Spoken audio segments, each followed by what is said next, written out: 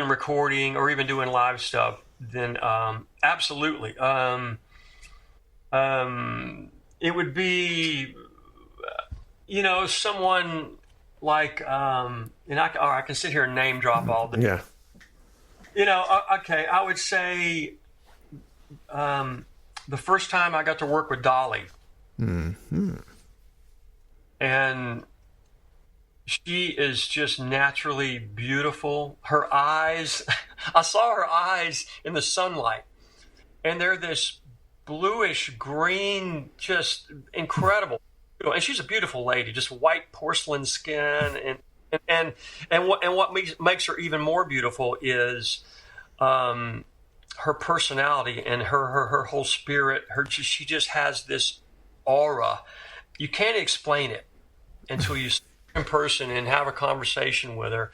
And what happened was, after Sixwire, just to back up for a minute, I ended up recording and working and touring with Dolly for a year or so. Sixwire, we were on a kind of a break. We left Warner Brothers, and we didn't have a lot going on. And out of the blue, I got this call to record with Dolly. And I'm like, oh, heck yeah, I could be there. And she goes, well, I happen to be doing this tour. You think you might could be available for a few months? I'm like, yes, absolutely. And so out of nowhere, I ended up really steady for almost 2 years. A lot of recording, a lot of touring, and a lot of TV.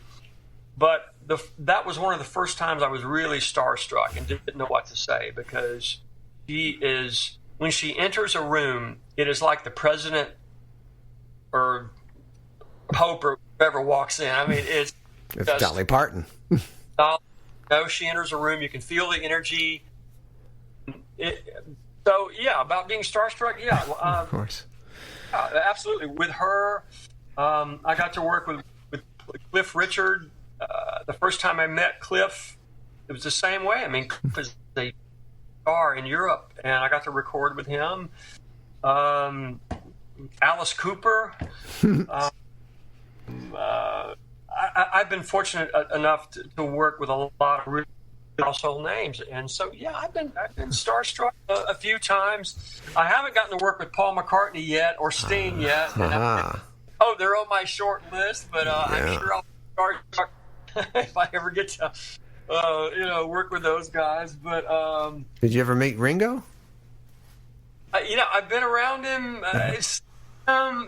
but I haven't got to shake his hand. But yeah, he's a big one. And going back, I did meet, when I was in high school and college, I did meet Count Basie, and he could not have been nicer. And I didn't know what to say. I was just mumbling. And then I Buddy Rich a couple of times, and contrary to popular rumors, he was actually extremely nice, a total gentleman, answered my goofy questions, and could not have been nicer. It was really, really cool, because Buddy Rich, obviously me being a career drummer, it was a big deal to meet Buddy Rich, because he's a one-of-a-kind. No one has ever done or will ever do what he did. And so that was pretty special to get to meet Buddy Rich. Do you have an agent? Are gigs in this business mainly referrals, word of mouth? Well, like any musician, some people have agents, I guess. I never did. Being in session world and being a recording guy, it's all referral and word of mouth, and recommendations from other artists or recommendations from other players. And so, or producers, because the producer's the guy that usually hires the players. And so I just kind of worked my way up, and a lot of players would recommend me to other producers, and they're like, try this guy out. I just did this session with this drummer, Chuck, and he did a pretty good job. And he's not a jerk, and he didn't screw up. Give him a shot, And so I got hired many times on word of mouth. And so, honestly, most all of it is recommendation and word of mouth, and it's kind of always been that way. And so, even a lot of big artist touring gigs I've gotten, where we're touring with Richard Marx or Felix Cavaliere or from the Eagles. All of it was referral and word of mouth, and even even if it's an audition situation, which some of them are, it's still, you got to be recommended to even get the audition, and which is, I guess that's different with actors and with actors and whatnot. I know a lot of that is you get it through your agent, like your agent finds out about auditions you get to do. But, with music, in my experience, it's been, you either just get recommended for the gig and you show up for rehearsals and there you go, or you got to go in and audition. But either way, it's word of mouth type stuff. When you're doing a recording session, are those your drums or do they supply the drums? Usually, yeah. I have a. Oops. Oh, sorry, had an alarm go. Yeah, usually it's my personal. If it's here in Nashville, but it's usually my personal gear. And I've been with Pearl Drums for 30 plus years as an artist endorser, because Pearl Drums, Zildjian cymbals, they make incredible instruments. And it's usually my own personal kit. But if it's not, even if it's a rental, I can, like SIR, studio instrument rental. In major cities, you can rent and get pretty much what you need. So when I've done recording in LA or Atlanta or Birmingham or in other cities, I can get, even London, I can get what I need, because it's all the good cartage companies and rental companies have the good top of the line Pearl drums, and so it's not a problem. I might bring a favorite snare sometimes if I don't, but 90% of the time in Nashville, I'm using my own personal drums, and I have a lot of drums in Nashville. I don't know. You have drums at home?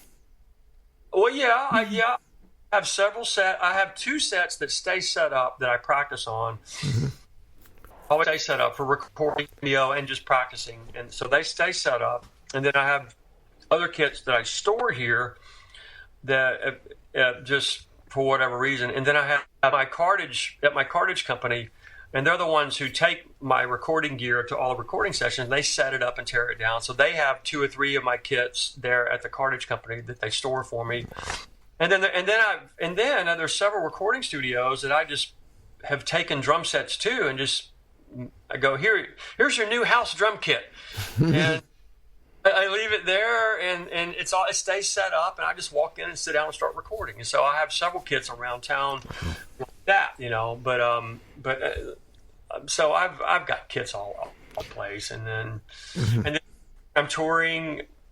I do a lot of with Sixwire, and then with other artists, it's all fly dates, so you have to rent the gear. So I mean, I've gotten Pearl drums when I played in Japan or Taiwan or India or the Ukraine or Indonesia, all over the world, and I've been able to get my nice Pearl drums where I need it.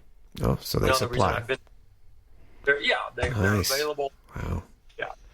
Great. There was a clip of you, I think it was when you played with Richard Marx. You were behind plexiglass.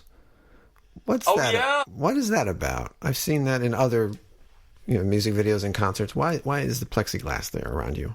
In certain venues, it keeps the drums out of the vocal mics and keeps the drums too loud, and can make sure the vocals get above the band. There's certain venues like Royal Albert Hall. You don't have to use it there, but it sometimes is helpful if you're recording and you want to just keep the drums out of it, because some of those vocal mics down front are really hot, and so isolate the drums and keep them from being too loud in that main vocal mic. And, like Alabama, I toured with them the past 7 years or so, and we used plexiglass a lot of the time because they liked the drums to be down front, very close to them. But the negative of that was we're playing big arenas. I'm playing really hard. So we would put not a full plexi, but sometimes these round discs, like in front of the snare drum or the ride cymbal. And so you'll see these round pieces of plexi in front of certain cymbals and whatnot. And so that would keep that would deflect the drums back toward me instead of going right down into that vocal mic. And so it depends on the artist, but that's kind of common. And I know in situations it's really helpful. Like on the Tonight Show and a few others, there's some plexi, like on Letterman. There's plexi in front of the house drum kit, and you can't see it a lot of the time. It's angled perfect, super clean, and you don't even know it's there. I mean, once I played the Tonight Show, and we had a short plexi, and you couldn't even see it. It was so clean. Wow. And it was angled just perfectly, and you didn't even know it was there. You know? So that was kind of cool. And it really helps because it helps. It just helps the overall mix, you know. And so that's why they do that. Now we know. Righteous. And you did perform at Royal Albert Hall. This is England. That was a notable one. That was with Richard Marx? Yeah. That was, I think that was in 2011 or 12. Was that just you, or was the rest of Sixwire with you? Oh, and it was me and Sixwire's bass player and Sixwire's keyboard player, Steve Hornbeck on keys, John Howard on bass, Steve on keys. And then Kevin Marks is the other guitar player. Richard is lean and mean. It's a small band. And Kevin actually did some things with Sixwire too. Sometimes when we need a bonus guitar player, we draft Kevin. So, but we were Richard's band. I was doing, and I still go and fill in with Richard some. But Richard doesn't do a lot of dates, and so for many years, I would do most all of Richard's dates and TV appearances and recordings. And from like 2007 until maybe 2016, I would do most of his stuff. And then now I just kind of fill in, you know. But I guess half of Sixwire was Richard's core band too. You know, we would do both gigs at once, you know. Wow. But Richard's a blast to work with because he does a lot. We do a lot of really cool gigs. He's a brilliant musician and writer. He wrote all of it, writes by himself, and he's a just session quality musician. So it's a very challenging gig and a lot of fun, and it's just fun to play with an artist who's that talented. You know, he's the triple threat. I mean, he's a great player, great writer, incredible singer. I played a lot of cool shows with him, the Royal Albert Hall, and then, of course, the TV special, the Richard Marx and Friends. Yeah, how did you get that one?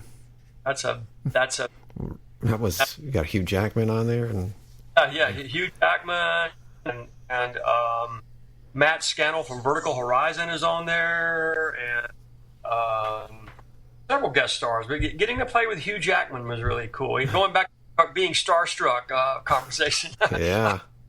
But you know what? Hugh could not have been nicer. And what was so funny was that about Hugh was he comes from music. He's a total musical theater guy, which I didn't know. And here he is. At the time I met him, he was in the middle of doing Wolverine, and he's in great shape, and he's just solid rock. You know, we're the same size, but we're both like 6 feet, 175. You know, we're the same.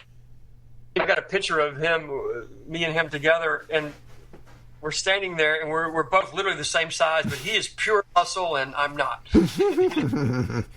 Not even, But what was so funny is that he's like, he wanted to do some rock songs with us, and so we ended up doing a version of The Letter. Yeah. Get to the airplane, ain't got time to take a fast train.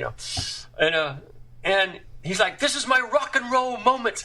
I want to do a song, and so it's a strange song to use as a rock and roll, but I saw the clip and it worked. Oh, I know. Well, it does. And we messed around at soundcheck and played a bunch of different things, but that was the one he wanted to do. And then the other song he did was a Josh Groban song that Richard wrote.